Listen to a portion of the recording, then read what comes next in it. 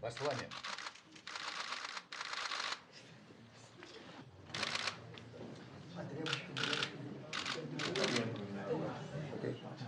You're the friend. Paolo. Paolo, here over there. Thank you. Thank you.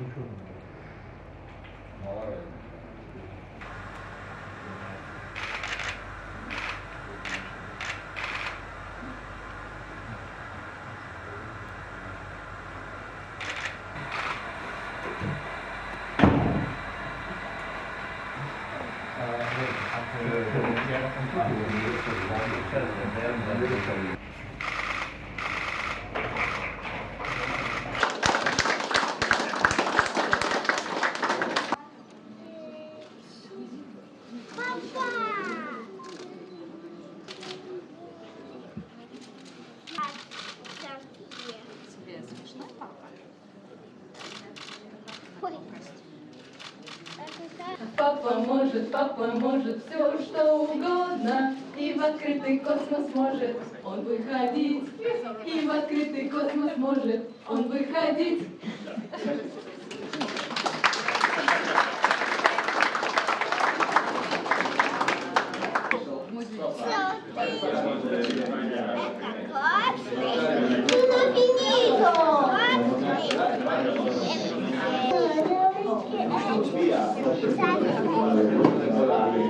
Все, начать.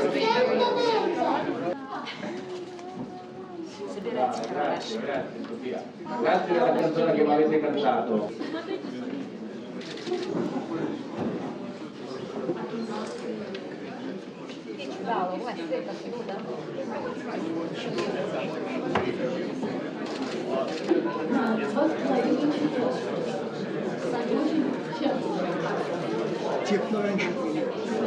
Ready for you guys to go fly. We're excited about this mission. It's a pretty exciting one coming forward.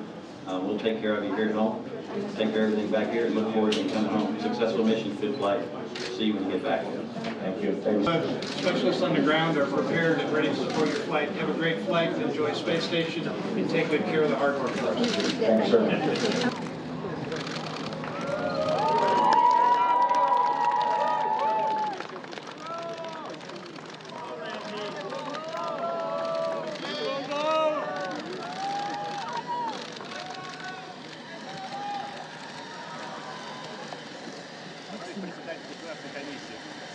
Союза MS-05 космическому полету готов.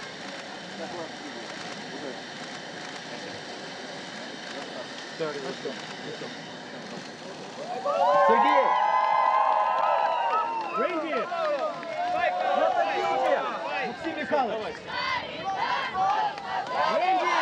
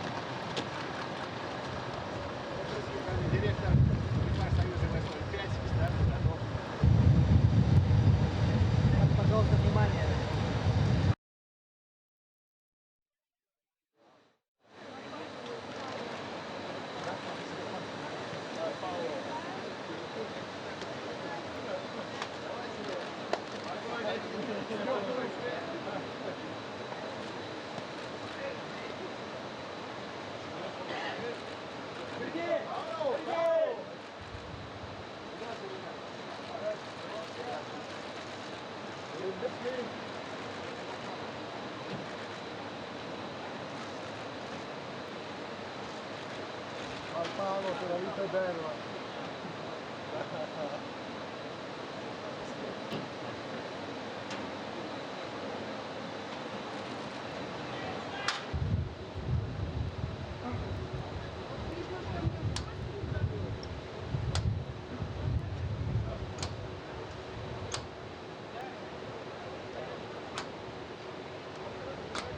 Ground filling of oxidizer and nitrogen to the vehicle is terminated. So the vehicle now on internal power, and you can see that first umbilical breaking away. And then when we see the second umbilical depart, you'll know it's 15 seconds away from the liftoff.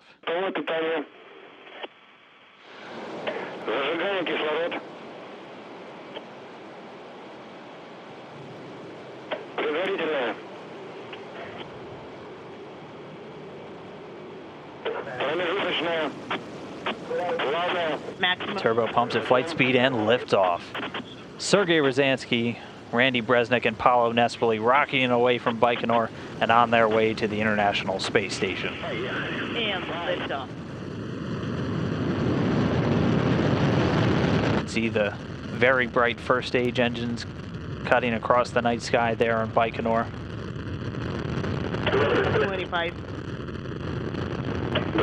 20 seconds into flight, all systems are getting reports, everything running nominally or normally for the first stage, so getting good first stage performance so far.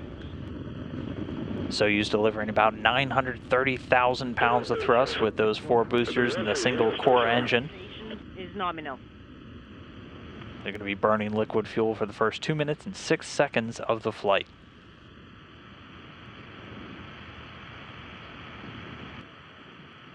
So Roll station, you are nominal. And we have confirmation that the escape tower has been jettisoned, and there you can see the 4 strap-on boosters flying away, making something known as the Koryov Cross. The 4 strap-on boosters now detached. The first stage has done its job, and then the core stage of the second stage continuing to burn now. At this point, the rocket already 28 miles in altitude, the Soyuz traveling at over 3,300 miles per hour.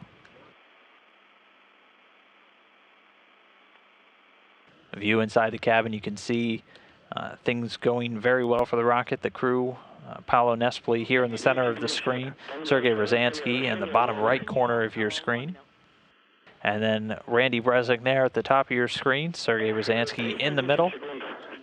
10 seconds into flight. The vehicle And everything's fine on board. is, again, just about 2 minutes left. We'll keep an eye in the cabin here as you will see the astronauts get a bit of a jolt when that third stage cuts off and drops away. Steady. Parameters are nominal as well. And there you see the crew members getting a bit of a jolt, that signifying the third stage has cut off.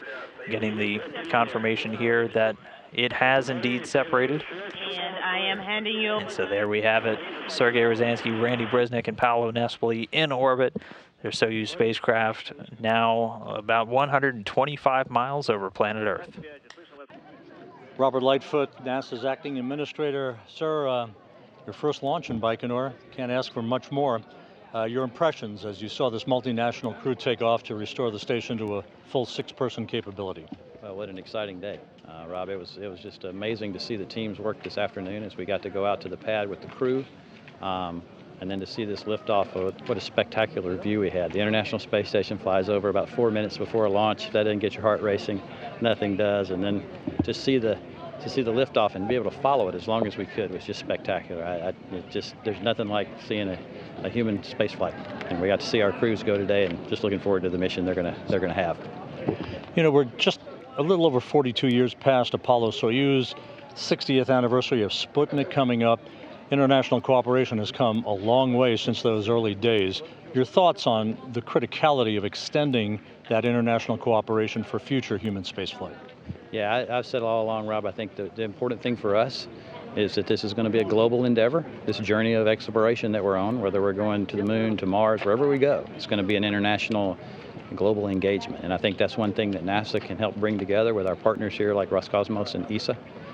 We need those partners to make the big milestones we want to make, the big discoveries we want to make. And I think that'll be just part of the International Space Station has made that part of our fabric from here on out. I think all exploration will be global in nature. Kirk Shireman, International Space Station Program Manager as well. If you had to grade this one, Kirk, as launches go, hard to beat this for a grade. It was incredible. What a beautiful day, great time of day to see the launch. You could see it longer than I've ever seen a Soyuz launch, and you could see the separation. It was just spectacular, one of the best I've ever seen. You know, it always strikes me that they meet this vehicle 3 days ago, they roll it out 2 days ago, and boom, here, a crew is en route to the station. Talk a little bit about the process and how it continuously strikes all of us as pretty amazing, even though it's been done over and over again. Sure, it's very amazing. In fact, it's repeatable. The crew, the people on the ground, the engineering force is very familiar with it. They execute it very, very rapidly and perfectly every time. So it's a very good system, very robust system, and a safe system to launch our crews. 3 people on the station for quite some time now, quite a few weeks, and they're about to have company. How critical was this launch to get you back to where you want to be in the normal state of operations on board the complex? Sure, we have a tremendous amount of research planned for this crew, and having 6 people on board or 4 USOS crew members is really, really important.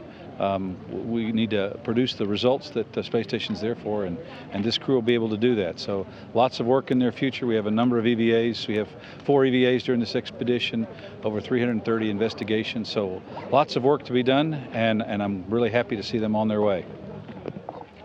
Okay, Franco Garo, you're the Director of Technology for ESA. So what does this launch represent for ESA? Well, first of all, it's a fantastic opportunity as always to have one of our astronauts go on board. In this particular case, it's Paolo Nespoli. It's his 3rd mission, and he will have spent at the end of this mission almost 1 year in space in total of his 3 missions. He will also do a lot of scientific and technological work, and that is, of course, why we have the space station and why we need this kind of in-orbit investigation. There's a personal emotion. I know Paolo since a long time, and it's fantastic to see him go up this time again, and I'm sure the mission will give us a wealth of results. It's also a symbol of the international cooperation, the fantastic job the Russians have done in sending him up, the good work we do with NASA, and in particular for this mission, the close cooperation with ASI, because this is a NASA-ASI mission for which we have the opportunity to launch our astronauts. So that's fantastic. And well, ISS is in fact the step towards something else, something more. Absolutely, absolutely. I mean, we have now been more than 15 years continuously with human presence in low Earth orbit, and it's time to move on. And I think there again, international cooperation is very important. We are working on the Orion mission with our NASA colleagues, and it's quite significant that we mature to a point where NASA is entrusting us with the service module, the famous one that failed on Apollo 13. Well, we're making that for the Orion, which will be the first time astronauts go back to the moon. So this is our first step out in the solar system again from low Earth orbit. Andrea Zanini, you are the president of ASI. What does this mission represent for ASI? First of all, I'm very happy to be here to attend this amazing launch. It was my first time for human flight, and it was emotional. We are very close to the launch pad. We are very close physically and emotionally with our friend Paolo Nespoli that is gone to the International Space Station. For ASI, for Italy, it's a very great moment. We remember that 25 years ago, our astronaut Malerba was the first Italian in orbit. So it's a very important day for us. And I would like to add that the flight of Malerba started a strong cooperation, a strong partnership with NASA. Then I would like to remember our participation with ESA. We are a member that founded ESA, and it's a kind of great collaboration with the Roscosmos and other partners. Space really represents a kind of model of international cooperation. We think that the very important job that Paolo will do with his colleague in the International Space Station it's some little piece of the future of humanity we are building.